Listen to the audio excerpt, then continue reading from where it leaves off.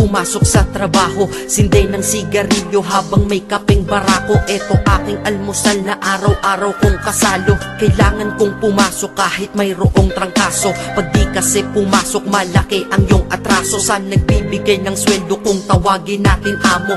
Kailangan doble kayod para amo ay maamo. Sa sobra mong trabaho parang ang sama-sama mo. Sa iyong anak na di mo na laging maasikaso. Kailangan yung buksan ang isipan na sarado. Sa buhay minsan talo at hindi laging panalo. Wala kang aasahan, walang mamamalato. Pag di ka nagtrabaho, buhay mo ay lalalato. Kahit pagod ka na, ang sinasabi mo, wala to. Mahirap ang mabuhay, anong magagawa ko? Kailangang magtrabaho upang mabuhay sa mundo. Kung di ka magsisi